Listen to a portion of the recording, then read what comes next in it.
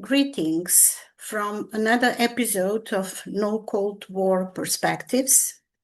I'm Biljana Vankovska, coming from Skopje, university professor. And today on our peace platform, we decided to join the forces, in-house expertise actually from our collective. And I'll be joined by my comrade from Seoul, South Korea, Dae-han, who is coming from International Strategic Center. Our idea today is to discuss the security complexes from two different parts of the world, East Asia and Europe to some degree. So please, before we start, consider following our YouTube channel and spread the word about our efforts. We usually publish video recordings, but also a very good written analysis, and we hope that it is our contribution to a peace debate in the global arena. Dae-han, hello. Hope you're doing well there in Korea. I know it's very hot, but not better than here. Things have cooled down somewhat in Korea. So for the next few days, I think we're okay, but then the heat goes back up. Yeah. Okay, before that, then we better jump into these hot security issues.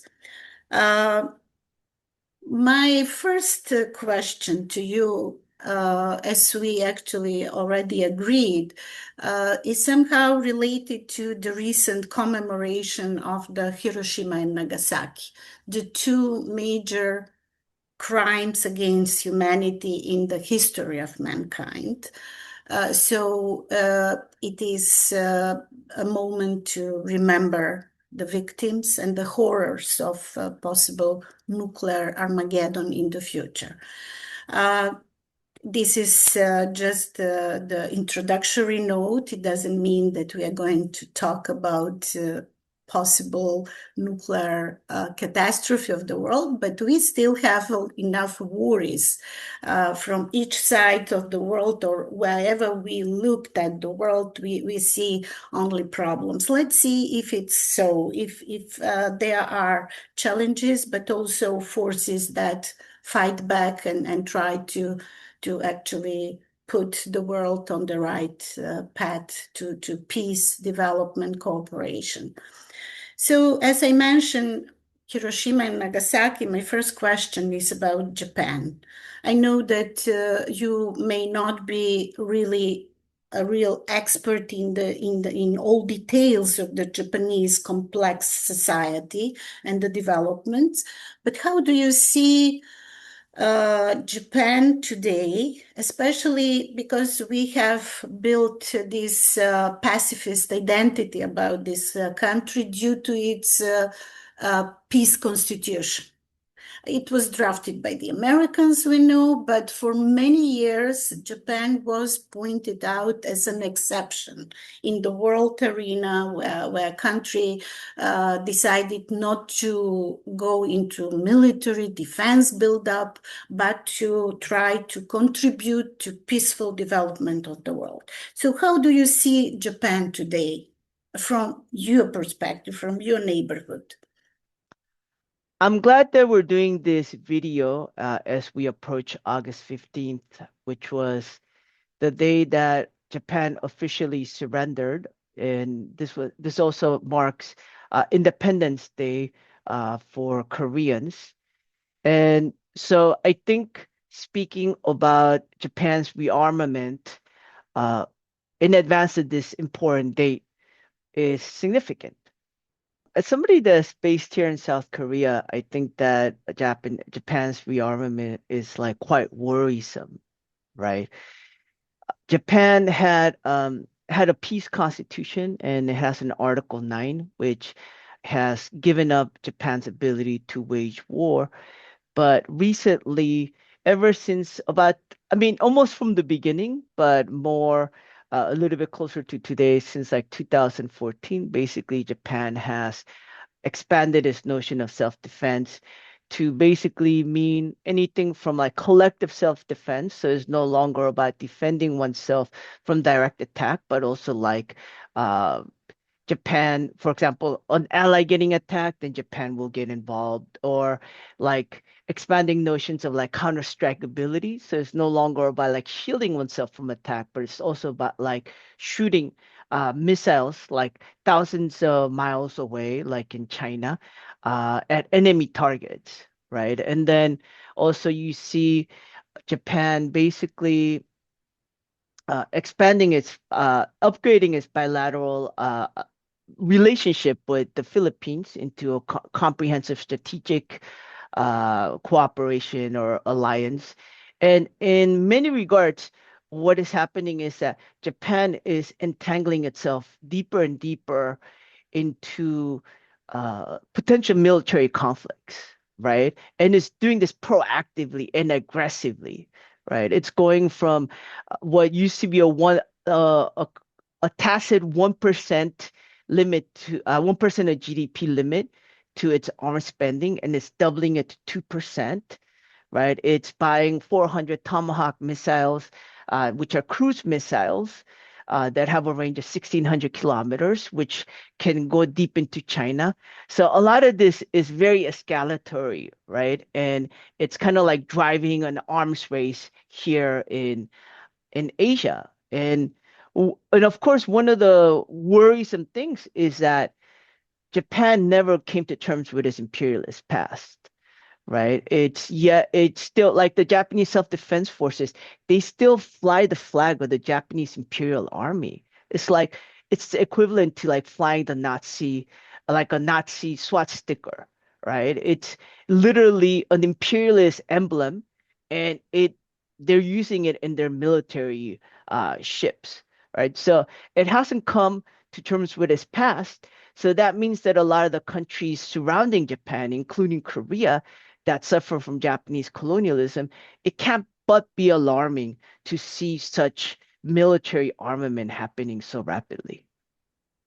Yes, this looks like a typical security dilemma when one country does something because of historical or I don't know, security reasons, but the others perceive that as a potential threat. So that's why my second question in this respect would be, uh, can we see what are the driving forces, what are uh, the motivations for this military buildup? Is it the rise of China, or maybe the wish of Japan to keep United States involved into the region, or it is a combination of a few factors? How do you see why all of a sudden this escalatory ladder in terms of build up? But even if I'm not wrong, there was a discussion between Washington and Tokyo about sharing nuclear umbrella services and things like that. So how do you see the driving forces behind this process? Basically, the reason why there's tensions in the region, one can attribute. I mean, oftentimes the tensions with North Korea or tensions with China or tensions in the South China Sea, a lot of these are used as justifications for Japan's militarization, right? But if we're trying to get at the root of what is driving these tensions, and if we're trying to understand how to fundamentally resolve these tensions instead of manage them, right, then we have to go back to after World War II, when the United States established what's called the San Francisco system, where basically it established military alliances with countries surrounding China and what was at that time the Soviet Union. And of course, this was as an attempt to contain communism in the region. But the problem is that even after the Cold War ended, like the United States maintained this system, right? It maintained the basis across the region.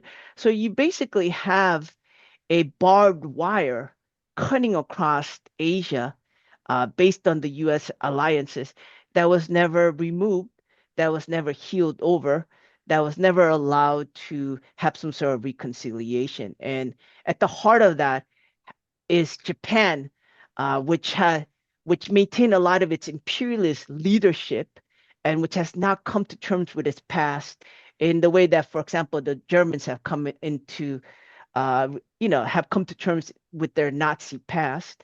The Japanese have not. And one of the main reasons is because the United States needed them, needed the imperialists to be a bulwark against communism. You're basically creating two sides, right? You're creating on one side like China, Russia, North Korea, and another side like South Korea, the United States, Japan, the Philippines. You're creating two sides that are opposing each other, and they're not necessarily finding a diplomatic means to resolve these issues, right? So these tensions is like built into the post-World War II architecture, right?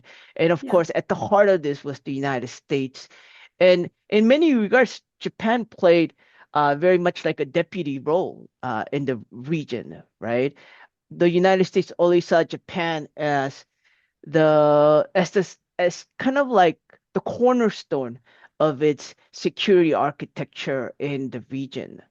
And I think that in many ways, Japan became invested in this status quo. It developed across based on this status quo, based on these kind of like relationships that it had with the United States. I mean, one of the interesting things is that the LDP, which has basically been almost in power since after World War II, almost uninterrupted, right? They have roots in war criminals, in the Japanese imperialists, right? It's a bit of a twisted thing where you have these Japanese imperialists or the descendants of Japanese imperialists, or those that honor those Japanese imperialists, or the ones that kind of go back to the ideas of this Japanese imperialism that they were propped back up by the United States, right, as a bulwark Actually, against communism.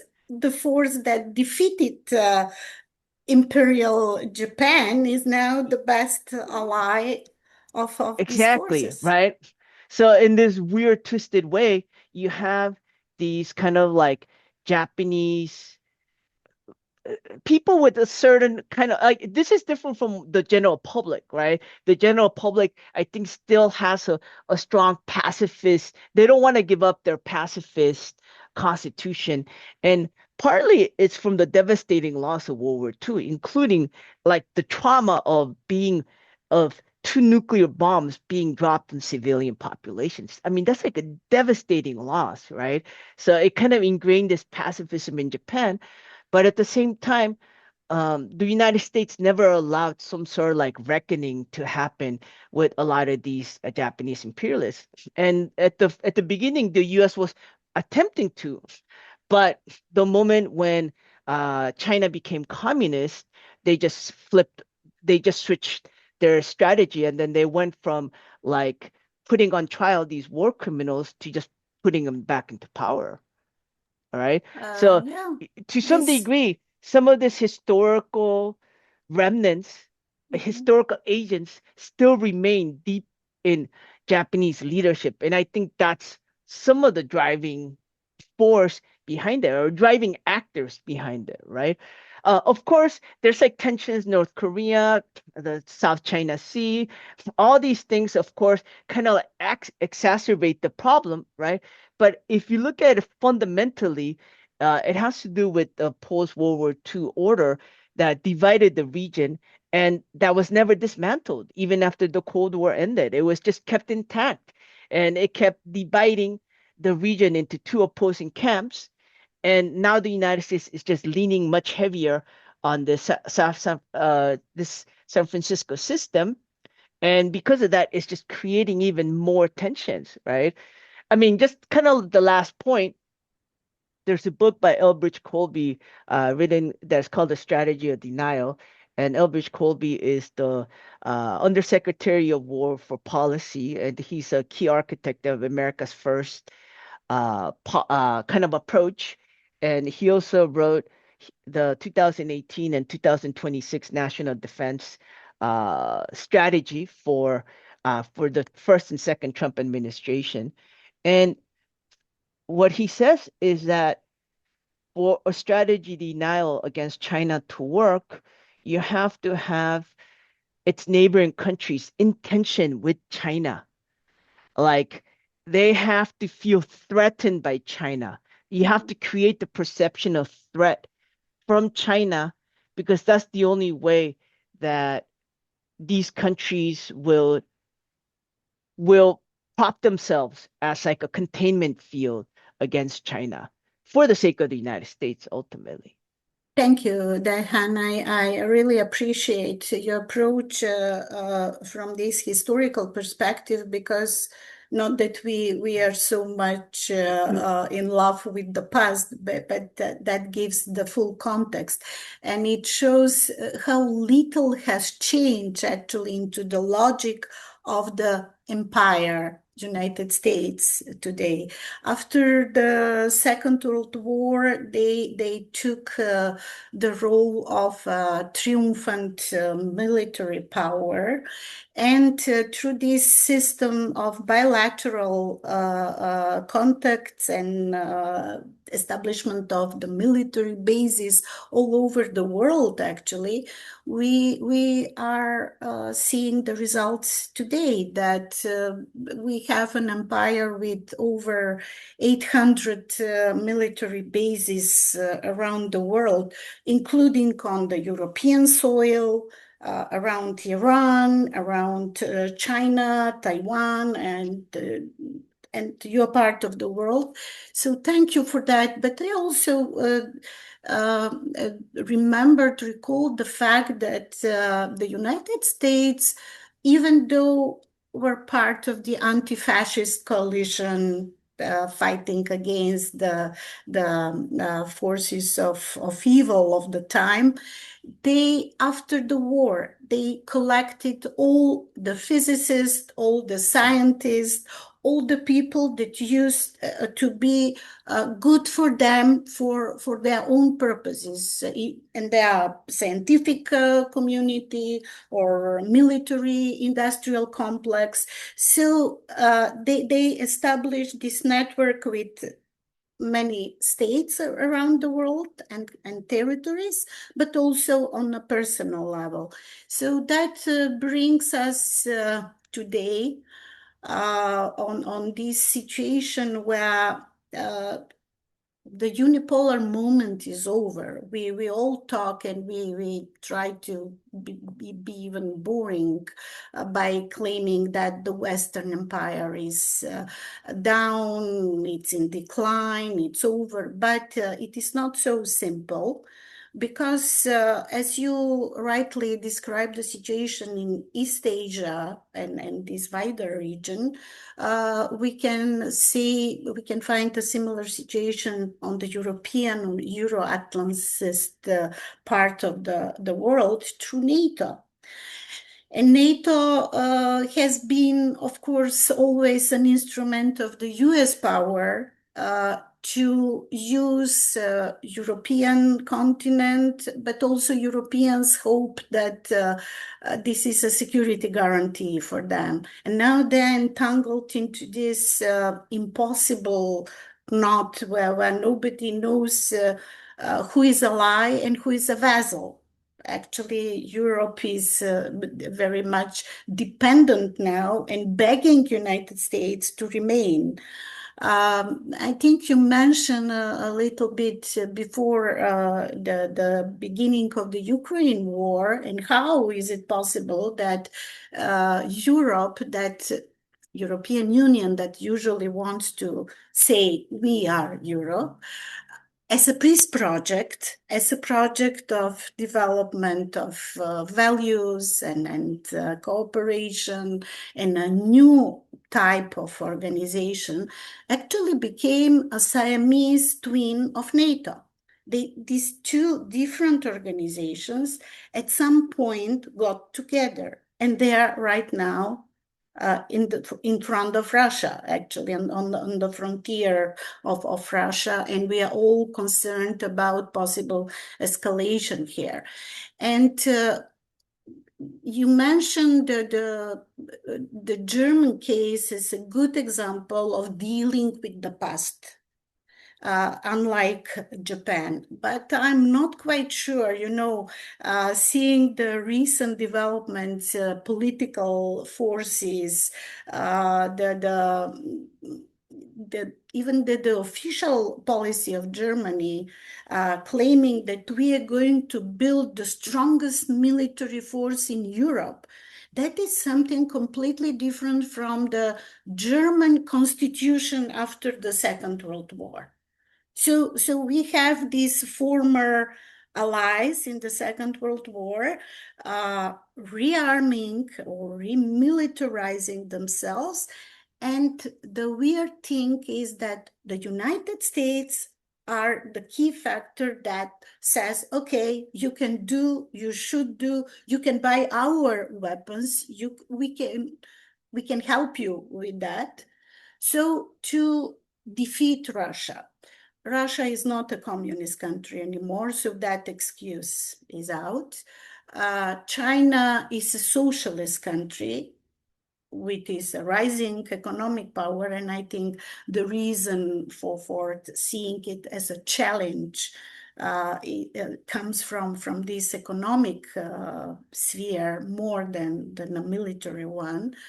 So we have really a world that is upside down, but on both sides of the world, from East Asia and Europe, we see the same structural process that is this militarization that is a one coin, two sides of the one coin, actually, of the same process.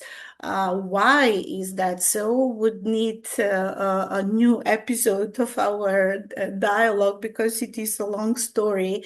And I think shortly that unfortunately, war is more profitable for the corporations, for the corporate world, for the capitalist or hyper-imperialist core that we usually mention in our discussions. So peace is not profitable, unfortunately. In their mind, it is not that we think so.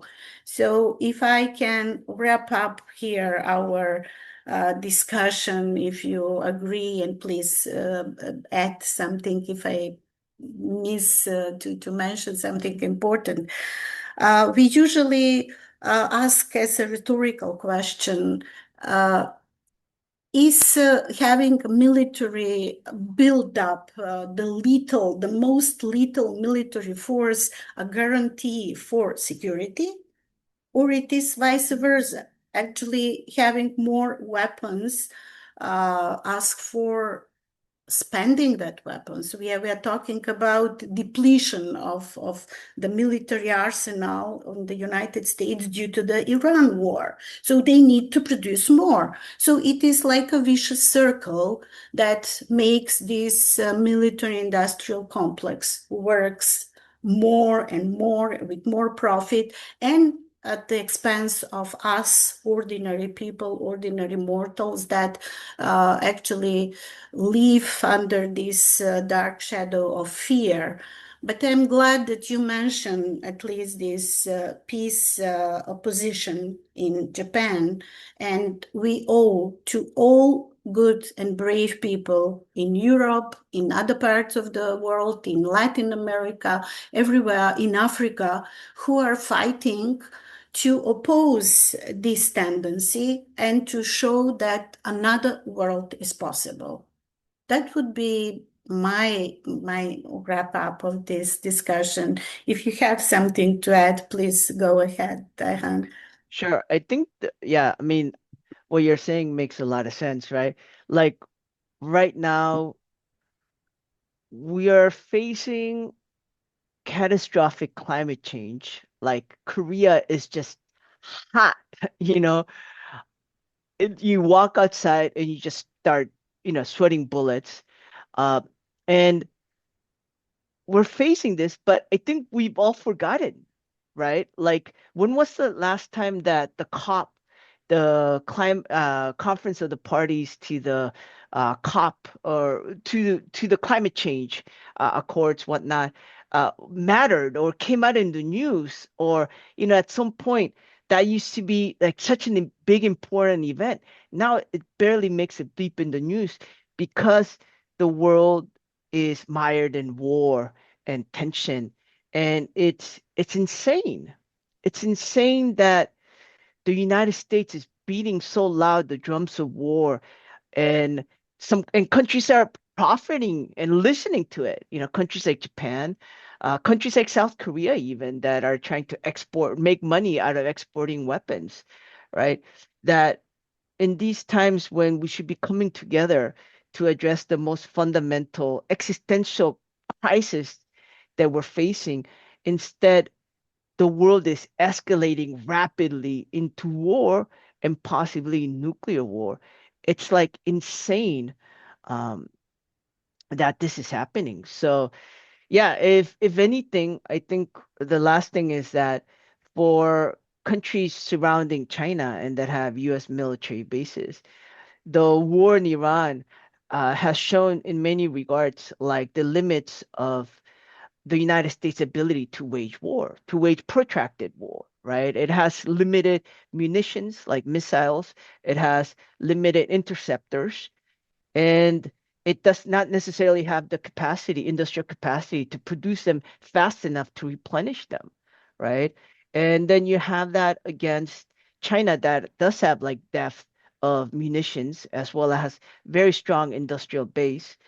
And for people in Japan and people in South Korea, what we should be thinking about is that US bases in Korea are not shields from attack. In fact, they are targets for strategic retaliatory attacks by China, which would make sense if there is a war that breaks out in Taiwan, because the soldiers will be coming from bases in the US and bases in Japan and bases in the Philippines, and the ships will be coming from those areas.